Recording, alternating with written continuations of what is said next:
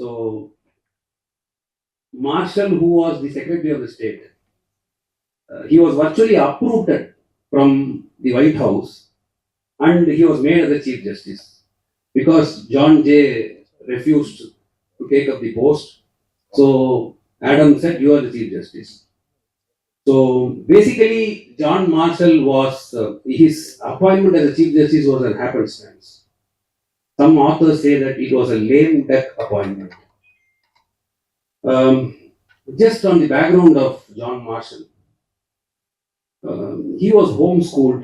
He never attended any formal education in a school. He was homeschooled by his father, and he studied law totally for 6 weeks. Totally, he studied law for 6 weeks. So this is his educational background. Please bear this in mind. Now look at what all this man has done. He has fought 2 battles, and one was under George Washington, whom he till the end considered to be his hero. He wanted to always emulate him. He always hero worshipped Washington. Then he practiced law at the Richmond Bar, and actually he was hitting a peak by 1789. At that time, his income had almost reached $1,500 at that time. So, like how some of us, when we reach our peak in our practice, are suddenly uprooted from there and made as judges. He was picking up his practice too well. He was really earning well. Then the news comes from Washington that come into the Congress. And obviously, Marshall would not want to refuse that because Washington was his hero. So he gets into the Congress as a Federalist. Then thereafter, he becomes the Secretary of State when Adams was the president. And by that time, 800, where I started, they lost all the houses. Both the houses were lost. And as I said, Adams was filling up the judiciary completely with the Federalist loyalists. So he was uprooted, made as a Chief Justice at the age of 45. He was 45 when he was made as a Chief Justice. And he held that position for nearly 34 years. And he rendered 1,100 decisions, which they call as opinions, out of which he penned 500 opinions. And except for 87 out of this total number, every other decision was unanimous. So this is again very significant because he was there for 34 years and a stage came where the entire judiciary was filled up with Republicans, the yes-men of the Republicans. In spite of it, he was able to manage, he was able to bring them together, he was able to have an affable behavior towards them, and then he was able to virtually, for 34 years, he virtually ruled it that way. One thing which I want to make it clear is that some people assume that judicial review of the laws that are passed by the legislature started with Marbury versus Madison. It's not so. It is not so. See, as early as in 1610, Edward Coke declared that common law will control acts of the parliament. It shocked the hell out of everyone at that point of time, but that's what he said. And even in the Federalist Papers, which was majorly contributed by Hamilton, as all of you must be knowing, Hamilton had written about this judicial review in the Federalist Papers. In fact, John Marshall himself has spoken about it as the member of the Virginia state legislature. So this was something which was already discussed, about which everyone knew that there is something called as a judicial review for reviewing the laws passed by the legislature. But Marbury versus Madison is considered to be one of the most important judgments on judicial review, since it brought clarity. It brought clarity that court is the final arbiter of the Constitution. That's what was established in this particular judgment. Therefore, it became a landmark and it became so synonymous with the word judicial review itself. Now, a brief background about Marbury versus Madison. Marbury was appointed as the Justice of Peace. So this is that last minute overnight appointment was happening. So Marbury was appointed as something called as Justice of the Peace. It was signed, it was sealed. The commission was supposed to be delivered by none other than Marshal, who was the Secretary of the State at that point of time. But it was all happening at such a rapid speed that he had already been uprooted from there and made as a Chief Justice in the Supreme Court. So it was laying there. It was signed, it was sealed, but it was not, the commission was not delivered. Therefore, he was not able to take up that position as the Justice of Peace. So it was lying in the table of Jefferson, who had taken over, and Jefferson told Madison, who was the Secretary of the State, that let it be there. Let us stop this appointment of all Federalist loyalists into the judiciary. So it stopped there. Now he files a writ petition, issue of a writ of mandamus to command, to direct the Secretary of the State. That is why it's called as Marbury versus Madison. Madison was the Secretary of the State. So to direct the Secretary of the State, namely Madison, to deliver the commission, deliver the warrant. We call it as warrant, they call it as a commission, in order to enable Marbury to hold that office.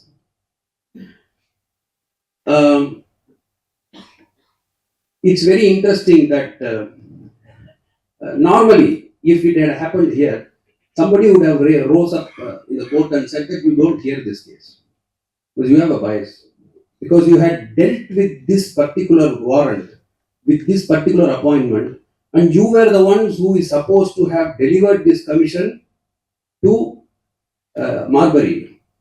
And now you are sitting as a Chief Justice and you are hearing the same case. So recusal would have been the word that would have been used normally. I don't know. They didn't ask him to recuse. And you must also know that this case was filed somewhere at the end of 1800. And Jefferson ensured that for 2 years Supreme Court did not function at all. So till about 1803, nothing was happening, nothing was moving. So this politics was going on like this. And ultimately the case was heard. There were 3 questions that John Marshall posed. First question is, did Marbury have the right to hold the office? That's the first question. Second question is, does he have a remedy? And the third question is, does the Supreme Court have the power to issue writ of mandamus? These are basically the 3 issues, 3 main questions that were framed. And so far the first question is concerned, he said yes, he has the right to hold the office because it has been signed, it has been sealed. And what remained was a ministerial act of delivering the commission. So therefore, he had the right. So the second question is, does he have the remedy? Ibi remedy. So when you have a right, there is a remedy. He said yes, he has a remedy. Then comes the last question. The last question is, does the Supreme Court have the power to issue a mandamus? This is where the brilliance of Marshal comes. This is exactly the situation where the brilliance of Marshal comes, and that's why we speak about Marshal in 2024 here and speak so much about this decision and about this principle of judicial review.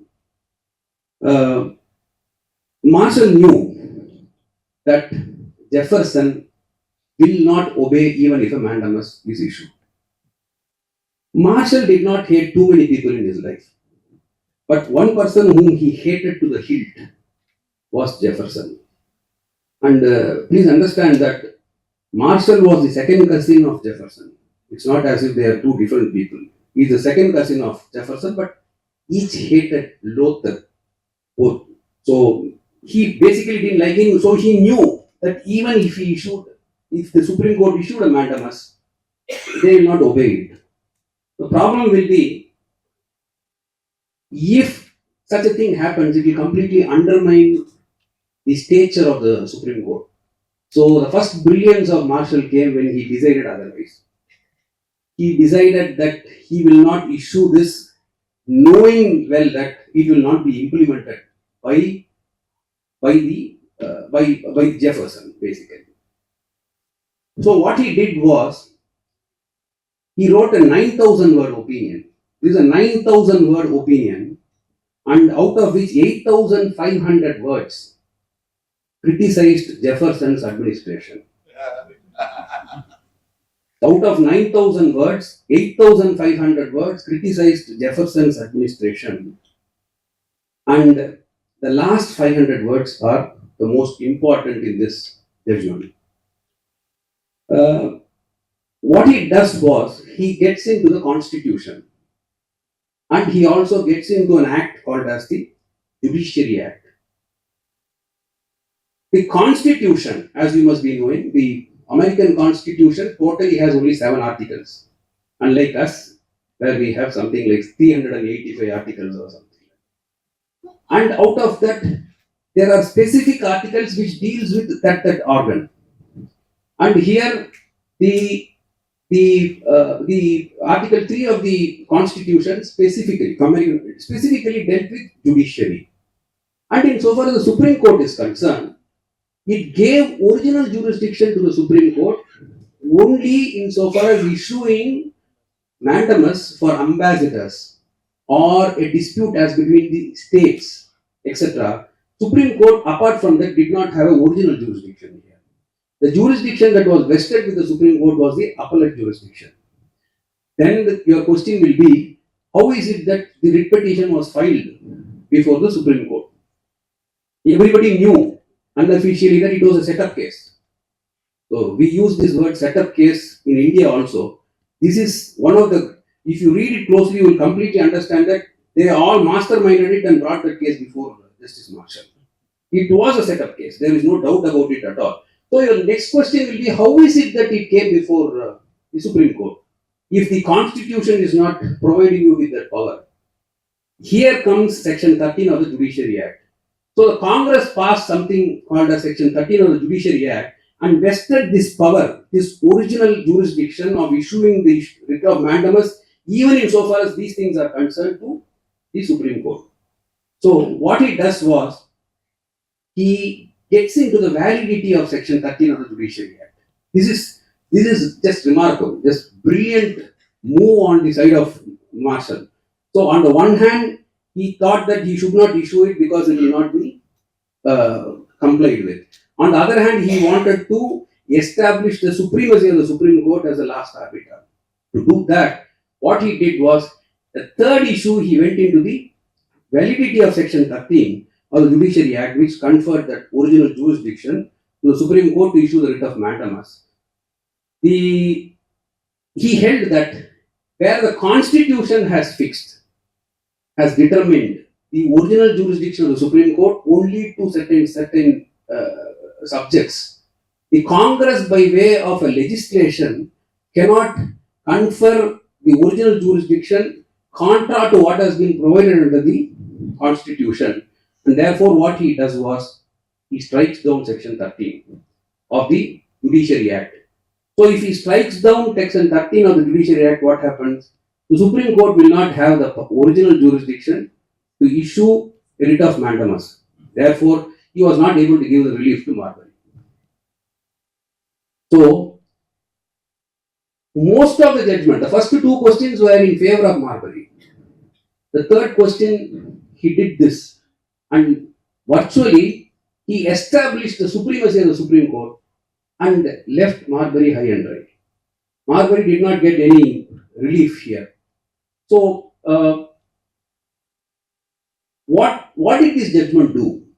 This judgment basically is a judicial tour de force. where Marshal converted a no-win situation into a massive victory. That's the brilliance of Marshal. And the authority to declare an act of the Congress as unconstitutional became the Supreme Court being the authority to declare the law that was the act of the Congress as unconstitutional became the law of the land because of this judgment. Therefore, this judgment becomes very important in terms of the judicial review. Having said that, the Indian scenario. In India, at least before the independence, as you all must be knowing, the famous Banori Lal Sharma case, 1944, Privy Councils reminded the courts in India that don't go beyond the letter of the law and strike down laws merely because you think it is ill-suited. Don't do that. So basically they said that legislature is supreme. Be careful about meddling with it. Was the advice given by the Privy Council at that point of time. Post the constitution coming into force, it saw a shift from legislative to constitutional supremacy. The laws, basically, all of you must be knowing, the laws which violate Part 3 of the Constitution are struck down or can be struck down by the constitutional courts, namely the High Court and the Supreme Court. And it started immediately after the Constitution came into force.